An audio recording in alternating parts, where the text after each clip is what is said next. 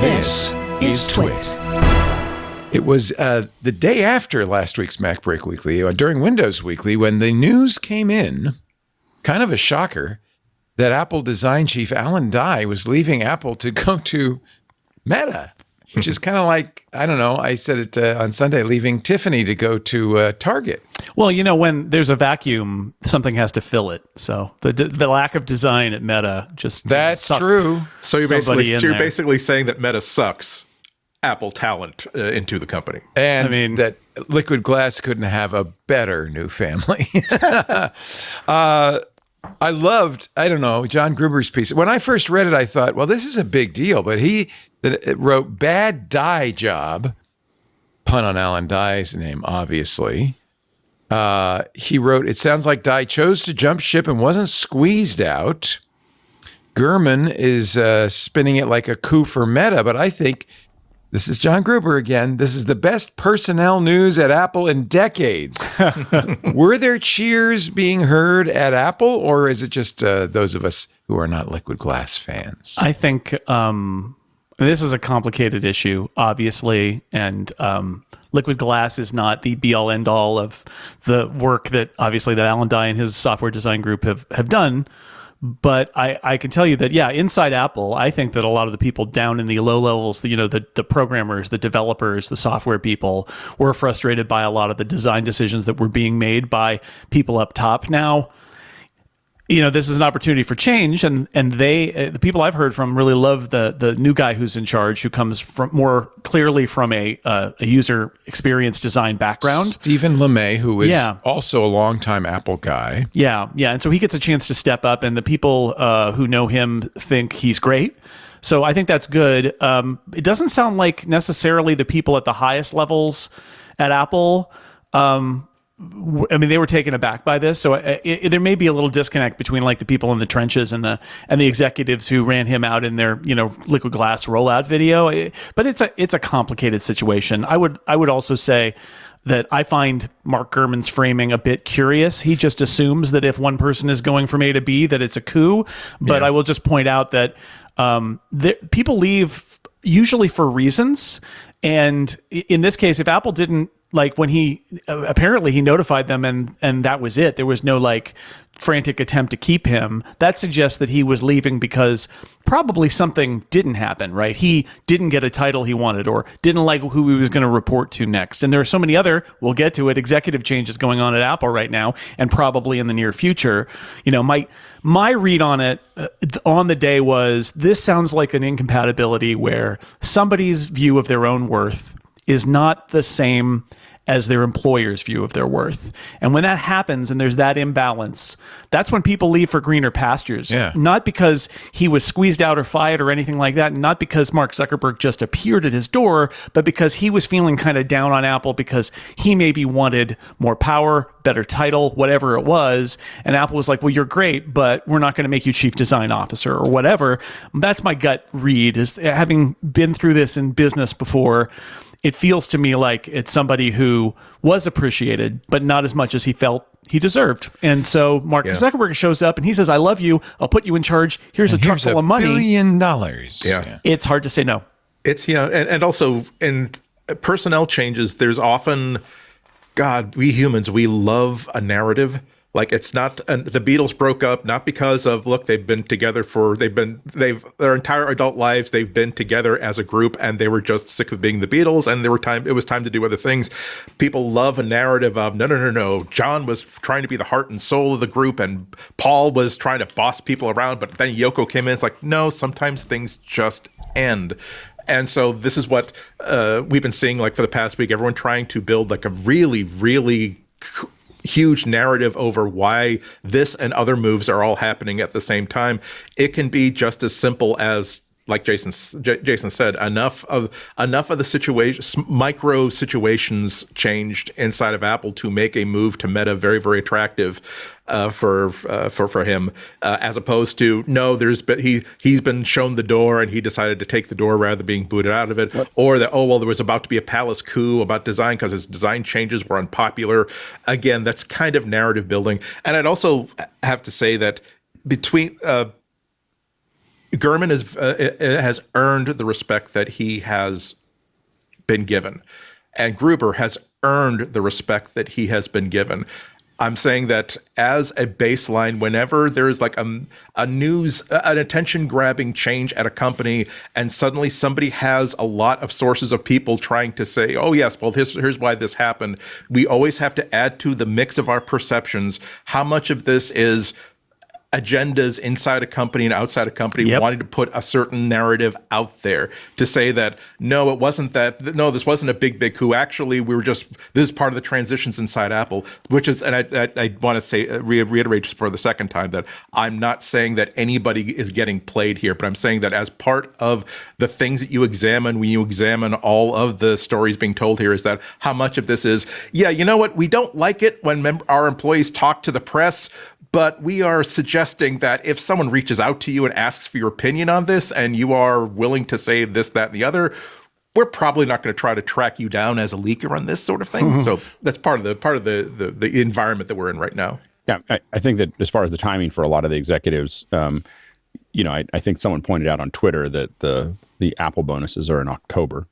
I saw that. Yeah. So once you're vested, you can leave. So, and so there's vesting, I think, with a lot of these companies, and the vesting bonuses is layered and all over the place. But the yearly bonus, I think someone pointed out on Twitter was in October. So that's there's a timing thing. You would probably want to wait for that. Right. And the fiscal makes sense. Yeah. And then the other thing is, if you're leaving well, the best time to leave is between the two best quarters of the year. So if you're going to do, like leaving when things are hard, but you're, is the what do they say? Money is the great soother. A lot of things can go wrong.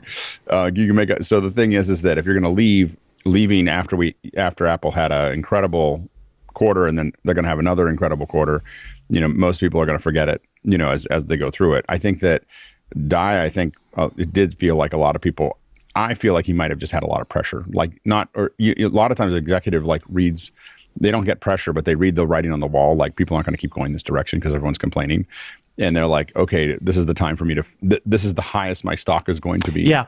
Personal stock, this is the highest my personal stock is going to be. It's time to cash in on it. Mm-hmm. And I think that he was at the highest he was going to be at Apple as far as how people see him, right? As he makes that jump. So I think that probably made sense. For the other ones, I think there was a little worry about chip design, but that seems to be not as big of a deal. But but everybody else, I think the rest of it too. But I think all the other executives were kind of. I mean, they're not going to make any. I don't think any of them are going to make any significant change in the direction of Apple. So I mean, there are two things that I think that are constant to most of these changes, personnel changes that were being reported over the past couple of weeks. One is that it seems like a lot of high-level executives are simply aging out of the system, and secondly, it is a seller's market for AI talent and industrial design talent. And so, like you said, Alex, when you have something whose value has never been higher, it is a good time to see what you can get for it on the open market. Andy is going to love me making a Babylon 5 reference here, but the avalanche has already begun. It's too late for the pebbles to vote, is the line. And I think that I feel a little bit like the pebbles are all starting to slide down the hill here, because Alex makes a great point, by the way. When Apple stock is basically at its all-time high, and Apple's is about to have probably its best quarter ever by a long shot, and the stories are out there. A CEO transition is coming soon, which means there are going to be new people in charge, and there's going to be a new reporting structure. And it's already starting because Jeff Williams, the old COO, already left. Luca Maestri, the old CFO, left. When that's all starting to move, and you've got a whole bunch of people who are in their 60s who have made enormous amounts of money and basically don't have to work again if they don't want to, and you can, and then now you're going to get a new boss who's 15 years younger than you, and you're going to have a different reporting structure, and maybe you're going to have to pick up somebody else's group and run it even though you don't want to.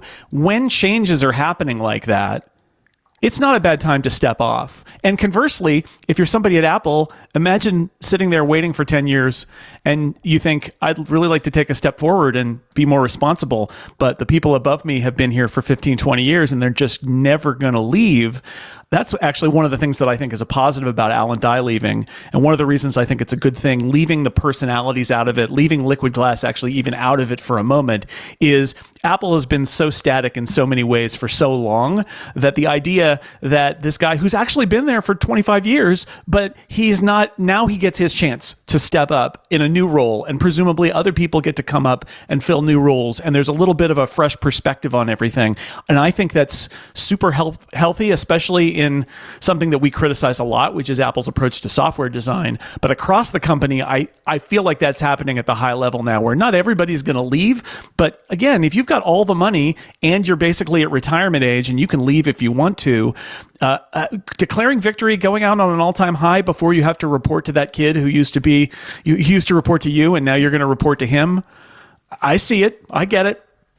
There are going to be a lot of new faces around the table come January in the Senior Leadership Council, because Lisa Jackson, who we know well from her appearances along with Mother Nature and Apple videos, is also retired. She's retiring.